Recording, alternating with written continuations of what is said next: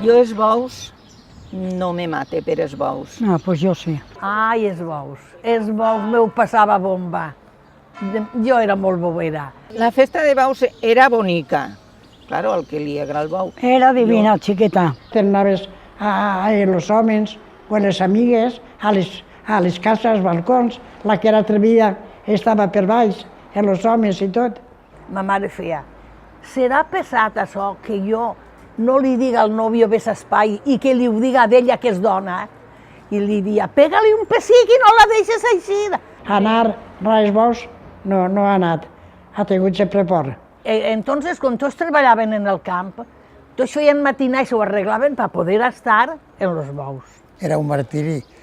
T'alçaves a les 5 del matí o a les 4, te n'anaves, venies corrent a veure l'entrar, després fent l'entrar d'una i mitja a 2, acabaves allà a les 3, te n'anaves a casa, dinaves, excitaves un poc, a fer la siesta i a les 5 i mitja feien una altra entrada. I així totes les dones majors venien totes així perquè eren molt amigues de ma mare. I venien, encara no eren les 4 i estaven tocant-nos a la porta, per pujar dalt a les finestres per veure-ho.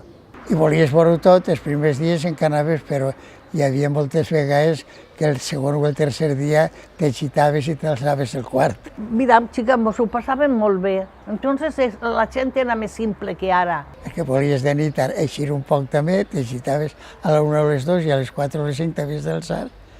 Era impossible, el cos no es pot enganyar, per molt jove que siga.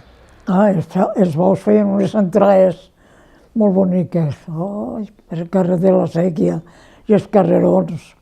Però els carrerons aquests, mare de Déu de Vallivana, que festa. Mare de Déu. I els duien a la plaça, es tancaven, però antes per el carrer de la Sèquia, això era. Ahir mos ho passàvem. Ai, molt bons, perquè com estàvem així, passaven per així, es tancaven allà a l'almacén de les Florentines. Al carrer de la Sèquia, en totes les cases entraven els bous. Per el carrer de la Sèquia, per els carrerons que venia, tot per això rodaven els bous. I reia les portes, tu fija't quina defensa, entràvem i mos quedaven reia les portes apretant-nos. I el bou entrava, totes les portes obertes i el bou entrava. I feia més mal que una pedrega. En acabant els soltàvem i anàvem tots corrents per el barranc, ara amunt, rere. Allò era meravellós. Anàvem per el pont, però soles, saps? Bous, personal i tot. Jo no sé com no passaven més coses. I els bous escampats, i el personal s'escampaven i es ficaven dins dels camps i feien més mal que una pedregada el personal, no els bous. Però, bueno, mira, era aquest costum. Feien carafals i ho subestaven tants metres i ho subestaven. L'Ajuntament antes estava cara a la carretera, l'antic, i Sant Cristòfol a la Porta Eixa, d'ahir tancaven el carrer de la carretera, tancat, es desviaven per un altre lloc, i ahir era la plaça. I estava el carafal de lloguer, que això era de l'Ajuntament. Aquest carafal era el més gran, agarrava tota la frontera de la iglesia. I cada quadrilla, això es feia un tros. Pues en trossos de madera, sí, però bé. Feien els asientos i tot.